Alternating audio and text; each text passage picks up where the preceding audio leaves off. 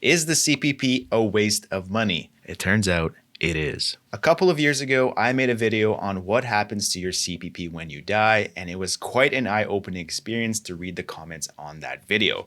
It turns out that a lot of people really hate the CPP. To quickly summarize that video, when you die, there is a $2,500 death benefit that is paid out. And if you do have a spouse, they can receive anywhere from 0 to 60% of your CPP. Yes, you did hear that right. I did say 0. And upon the second spouse's passing, or if you're single, there is no survivor benefit and you would only receive the death benefit of $2,500. But wait, to rub salt even further into the wound, that $2,500 payment would also be taxable. So, is there a better solution? What if you'd be able to save that money yourself? Something like a defined contribution plan where you and your employer would still be mandated to make contributions, rather than having it go into the CPP. What would be the difference in those two plans if we could go back in time? We'll discuss this in more detail later in the video. So like I said, a lot of people are upset with the CPP because you pay into it your whole life, and if you die at an early age, you really don't benefit from the pension at all. For example, let's say that you've been working since the day you turned 18 and you retired at age 60. Now, throughout your working life, you and your employer have contributed thousands into the plan. Now, upon retirement, you start your CPP, but unfortunately, a few months later, you end up dying. If you happen to be single, that's it. No survivor benefit and just a $2,500 payout. Again, let's not forget that you and your employer have contributed thousands into this plan. Meanwhile, the CPP fund is sitting on $650 billion. It doesn't exactly seem fair. Let's go back in time to see why the CPP was created in the first place. It came to life in 1966 in a period of increased focus on Social Security with the goal that all working Canadians have a minimum level of income in retirement. And you can argue that it has worked with a 25% decrease in the poverty rate among seniors in the last 4 decades. In my opinion, one of the good things about the CPP is that you're mandated to make contributions. If you weren't mandated, there would be a lot of people who wouldn't make any contributions towards their retirement, and they'd end up being a tax burden on the system in a different manner. So to go back to my earlier point, what if you could save that money yourself rather than having it go into the CPP? Something like your very own defined contribution plan.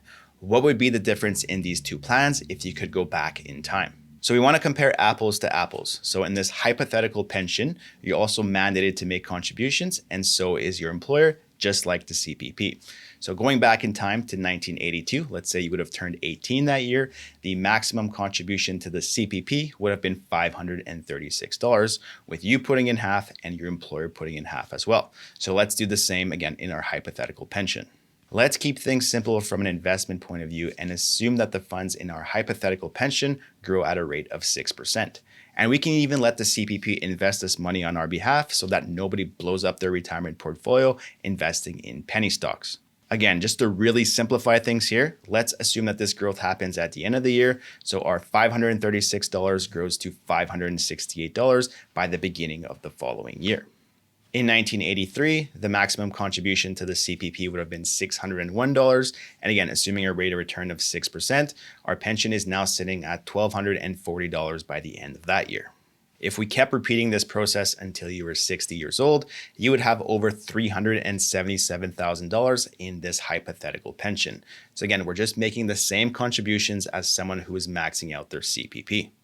Even if you haven't maxed out your CPP contribution since 1982, you can still run this exercise for yourself as you would just receive less CPP. So it's all relevant. So if you started your CPP at age 60 in 2024, the maximum amount that you'd be eligible for in this scenario would be $10,480 per year. Let's assume that our hypothetical pension kept growing at a rate of 6% in retirement, and we matched the same payout as the CPP.